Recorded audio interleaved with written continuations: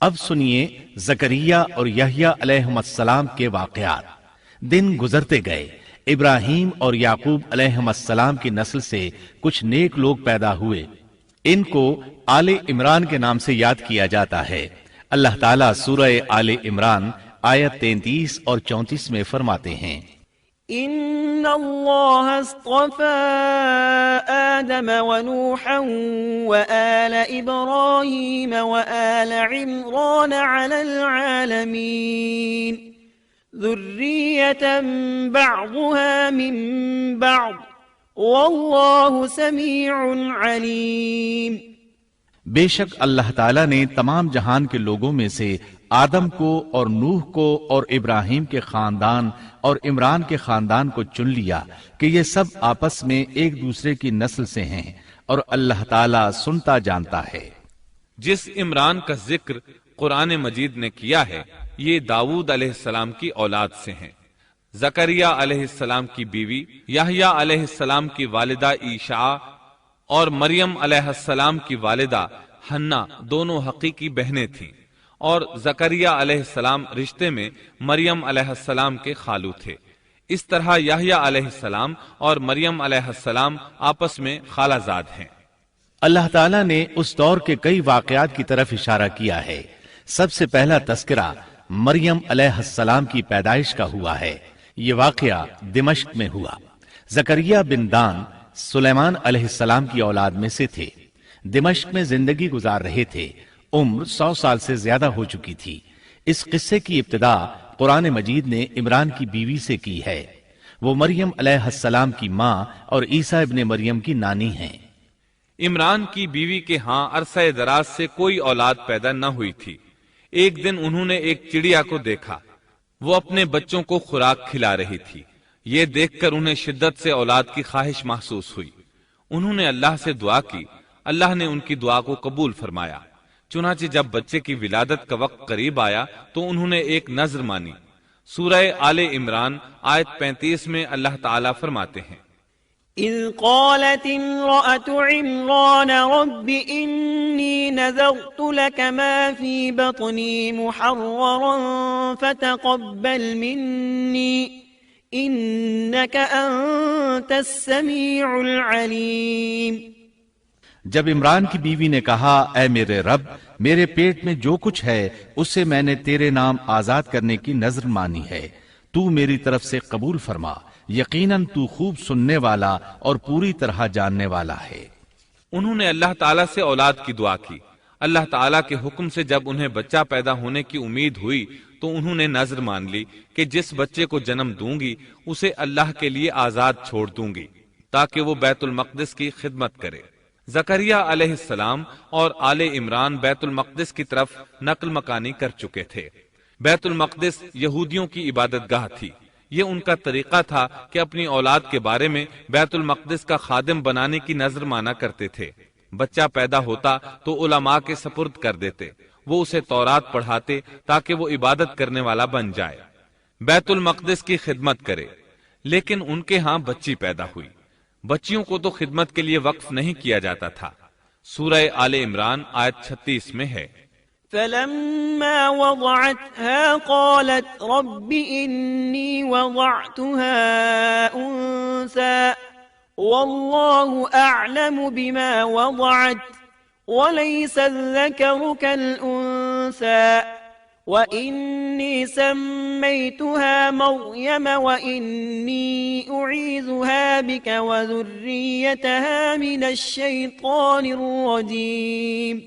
جب بچی پیدا ہوئی تو کہنے لگیں، پروردگار میرے ہاں تو لڑکی ہوئی ہے، اللہ تعالیٰ کو خوب معلوم ہے کہ کیا اولاد ہوئی ہے، اور لڑکا لڑکی جیسا نہیں، میں نے اس کا نام مریم رکھا ہے، میں اسے اور اس کی اولاد کو شیطان مردود سے تیری پناہ میں دیتی ہوں۔ عمران کی بیوی حیرت میں پڑ گئیں کہ انہوں نے تو نذر مان رکھی ہے اور اب لڑکی کو تو بیت المقدس کی خدمت کے لیے وقف نہیں کیا جا سکتا۔ ان کے خاوند عمران بیت المقدس کے عابدوں میں سے تھے۔ بیوی نے ان سے مشورہ کیا، طے ہوا کہ بچی کو ہی خدمت کے لیے وقف کر دیا جائے۔ عمران کی بیوی بچی کو بیت المقدس میں لے آئیں۔ جس بچے کو وقف کرنا ہوتا تھا اس کی کفالت کوئی عالم کرتا تھا۔ عابدوں میں اس وقت یہ جھگڑا پیدا ہوا کہ اس بچی کی کفالت کون کرے گا۔ اس کے لیے آخر یہ طریقہ طے کیا گیا کہ وہ سب اپنا اپنا قلم پانی میں پھینکیں گے، جس کے قلم پر کچھ ظاہر ہو وہ اس کا کفیل بن جائے گا۔ چنانچہ سب نے اپنے قلم پھینک دیے، وہ پانی کے بہاؤ کے ساتھ بہنے لگے، جبکہ زکریا علیہ السلام کا قلم پانی کے بہاؤ کی مخالف سمت بہنے لگا۔ اللہ تعالیٰ سورہ آل عمران آیت 44 میں فرماتے ہیں، وما كنت لديهم إذ يلقون أقلامهم أيهم يكفل مريم وما كنت لديهم إذ يختصمون۔ تو ان کے پاس نہ تھا جبکہ وہ اپنے قلم ڈال رہے تھے کہ مریم کو ان میں سے کون پالے گا، اور نہ تو ان کے جھگڑے کے وقت ان کے پاس تھا۔ اس طرح زکریا علیہ السلام کفیل قرار پائے۔ مریم علیہ السلام نے بہت اچھی پرورش پائی، وہ بہت تیزی سے پروان چڑھی، آپ کا جسم مضبوط اور خوبصورت تھا، بہت نیک اور عبادت گزار تھی، عورتوں میں سب سے زیادہ سچ بولنے والی تھی۔ اللہ تعالیٰ نے انہیں اپنی کرامات سے نواز رکھا تھا۔ اللہ تعالیٰ سورہ آل عمران آیت 37 میں فرماتے ہیں، كلما دخل عليها زكريا المحراب وجد عندها رزقا قال يا مريم أنى لك هذا قالت هو من عند الله إن الله يرزق من يشاء بغير حساب۔ جب کبھی زکریا ان کے کمرے میں جاتے ان کے پاس روزی رکھی پاتے، وہ پوچھتے اے مریم تیرے پاس یہ روزی کہاں سے آئی؟ وہ جواب دیتی کہ یہ اللہ کے پاس سے ہے، بے شک اللہ تعالیٰ جسے چاہے بے حساب رزق دیتا ہے۔ زکریا علیہ السلام کو جب کہیں جانا ہوتا وہ مریم علیہ السلام کے کمرے کا دروازہ بند کر کے جاتے تھے۔ جب واپس آتے تو اس کے پاس رزق رکھا پاتے اور وہاں غیر موسمی پھل ہوتے، بہت تعجب کرتے۔ مریم علیہ السلام انہیں بتاتی یہ پھل اللہ تعالیٰ نے آسمان سے نازل کیے ہیں۔ اللہ تعالیٰ سورۃ المائدہ آیت 75 میں فرماتے ہیں، وَأُمُّهُ صِدِّيقَةٌ، اور عیسیٰ کی والدہ ایک راست باز عورت تھیں، اسی لیے ان کے ہاتھ پر بہت سی کرامات ظاہر ہو رہی تھی۔ ان کی فضیلت سورہ آل عمران آیت 42 میں ان الفاظ میں آئی ہے، وَإِذْ قَالَتِ الْمَلَائِكَةُ يَا مَرْيَمُ إِنَّ اللَّهَ اصْطَفَاكِ وَطَهَّرَكِ وَاصْطَفَاكِ عَلَى نِسَاءِ الْعَالَمِينَ۔ اور جب فرشتوں نے کہا اے مریم اللہ تعالیٰ نے تجھے برگزیدہ کر لیا اور تجھے پاک کر دیا اور سارے جہان کی عورتوں میں سے تیرا انتخاب کر لیا۔ سورۃ المائدہ آیت 75 میں ہے، ما المسيح ابن مريم إلا رسول قد خلت من قبله الرسل وأمه صديقة۔ مسیح ابن مریم پیغمبر ہونے کے سوا اور کچھ بھی نہیں، اس سے پہلے بھی بہت سے پیغمبر ہو چکے ہیں، اس کی والدہ ایک راست باز عورت تھی۔ بخاری، مسلم، ترمذی اور نسائی کی حدیث ہے، نبی کریم صلی اللہ علیہ وسلم نے فرمایا، خیر نسائها مریم بنت عمران وخیر نسائها خدیجة بنت خویلد۔ اپنے زمانے میں مریم علیہ السلام سب سے افضل عورت تھیں اور اس امت میں خدیجہ رضی اللہ عنہا سب سے افضل عورت ہیں۔ بہت سی احادیث میں 4 عورتوں کی فضیلت آئی ہے۔ نبی صلی اللہ علیہ وسلم نے فرمایا، سارے جہان کی عورتوں میں سے 4 عورتیں افضل ہیں، مریم بنت عمران، فرعون کی بیوی آسیہ، خدیجہ بنت خویلد اور فاطمہ بنت محمد رضی اللہ عنہن۔ پس ثابت ہوا کہ مریم علیہ السلام کو اللہ تعالیٰ نے بہت فضیلت عطا فرمائی تھی۔ زکریا علیہ السلام نے ان کی فضیلت دیکھی تو ان کے دل میں بھی اولاد کی خواہش پیدا ہوئی۔ وہ اس وقت تک بے اولاد تھے، عمر 100 سال سے زائد تھی، بیوی 90 سال کی تھی۔ اولاد کی شدید تمنا کے باعث انہوں نے اللہ سے دعا مانگی۔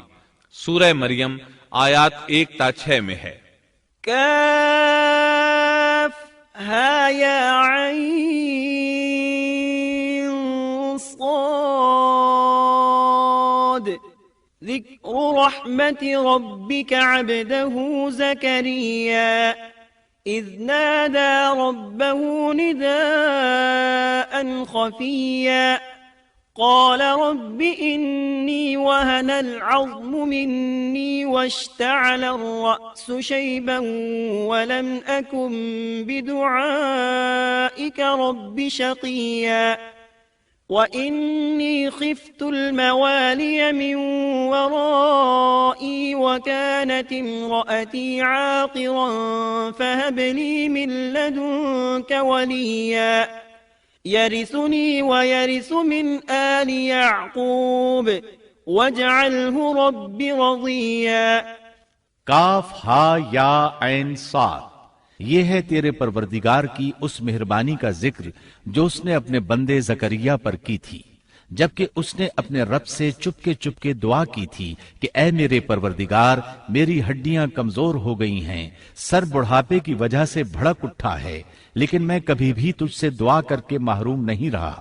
مجھے اپنے مرنے کے بعد اپنے قرابت والوں کا ڈر ہے، میری بیوی بھی بانجھ ہے، پس تو مجھے اپنے پاس سے وارث عطا فرما جو میرا بھی وارث ہو اور یعقوب کے خاندان کا بھی جانشین ہو، اور میرے رب تو اسے مقبول بندہ بنا لے۔ زکریا علیہ السلام اپنے دور میں اکیلے ہی نبی تھے، ان کے ورثاء اور رشتہ داروں میں کوئی قابل آدمی نہیں تھا، اس لیے انہوں نے یہ دعا کی۔ سورۃ الانبیاء آیت 90 میں اللہ تعالیٰ فرماتے ہیں فاستجبنا له ووهبنا له يحيى وأصلحنا له زوجه، تو ہم نے اس کی دعا قبول فرما کر اسے یحییٰ عطا فرمایا اور ان کی بیوی کو ان کے لیے درست کر دیا۔ مطلب یہ کہ ان کا بانجھ پن دور کر دیا، پھر اللہ نے انہیں خوشخبری سنائی۔ يا زكريا إنا نبشرك بغلام اسمه يحيى لم نجعل له من قبل سميا۔ اے زکریا، ہم تجھے ایک بچے کی خوشخبری دیتے ہیں جس کا نام یحییٰ ہے، ہم نے اس سے پہلے اس کا ہم نام کسی کو نہیں کیا۔ زکریا علیہ السلام یہ سن کر خوش بھی ہوئے اور حیران بھی، کہنے لگے قال رب أنا يكون لي غلام وكانت امرأتي عاقرا وقد بلغت من الكبر عتيا۔ اے میرے پروردگار، میرے ہاں لڑکا کیسے ہوگا؟ میری بیوی بانجھ اور میں خود بڑھاپے کی انتہا کو پہنچ چکا ہوں۔ اللہ نے جواب میں فرمایا قال كذلك قال ربك هو علي هين وقد خلقتك من قبل ولم تك شيئا۔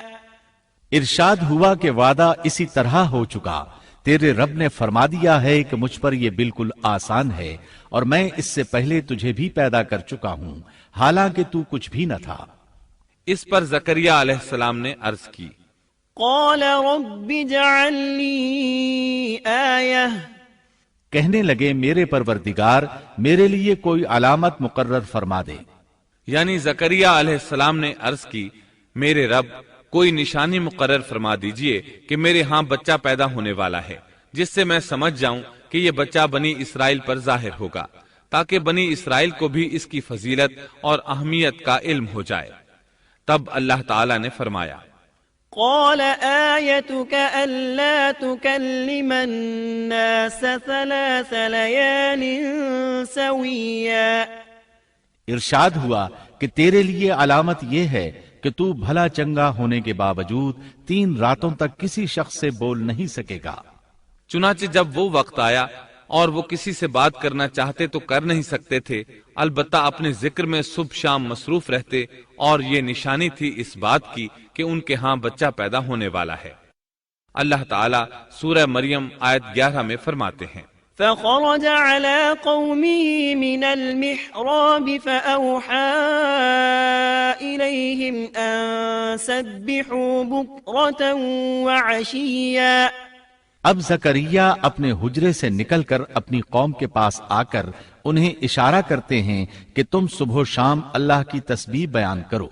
اللہ تعالیٰ سورہ آل عمران آیت 39 میں فرماتے ہیں فنادته الملائكة وهو قائم يصلي في المحراب أن الله يبشرك بيحيى مصدقا بكلمة من الله وسيدا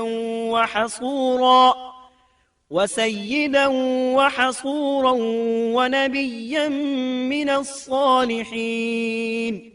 بس فرشتوں نے اسے آواز دی جبکہ وہ حجرے میں کھڑے نماز پڑھ رہے تھے کہ اللہ تعالیٰ تجھے یحییٰ کی یقینی خوشخبری دیتا ہے جو اللہ تعالیٰ کے کلمے کی تصدیق کرنے والا سردار، ضابط نفس اور نبی ہے نیک لوگوں میں سے.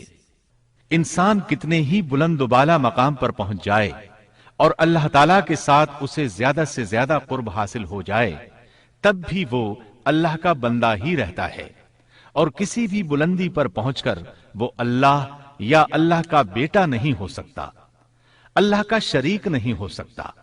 اللہ جل شانہ کی ذات پاک وحدہ لا شریک ہے اور باپ بیٹے کی نسبتوں سے پاک ہے. لہذا انسان کی سب سے بڑی گمراہی یہ ہے کہ وہ جب کسی برگزیدہ انسان سے ایسے امور صادر ہوتے دیکھتا ہے جو عقل میں نہیں آتے تو رعب یا عقیدت کی بنا پر پکار اٹھتا ہے کہ یہ ہستی تو خود اللہ ہے جو انسانی شکل میں آئی ہے، یا اس کا بیٹا ہے، یا اللہ تعالیٰ کی شریک ہے. وہ یہ نہیں سوچتا کہ بلا شبہ ان واقعات کا جاری ہونا اللہ کی طاقت کے ذریعے ہے جو بطور نشان اس برگزیدہ انسان کے ہاتھوں جاری ہوئے. اس کے باوجود یہ نہ اللہ ہے نہ اللہ کا بیٹا بلکہ اس کا ایک پسندیدہ بندہ ہے، اور یہ امور اللہ تعالیٰ کے خاص قوانین کے تحت صرف اس کی تائید اور اس کی صداقت کے لیے ظاہر ہوتے ہیں، ورنہ وہ بھی اللہ تعالیٰ کے آگے اسی طرح مجبور ہے جس طرح دوسری مخلوق.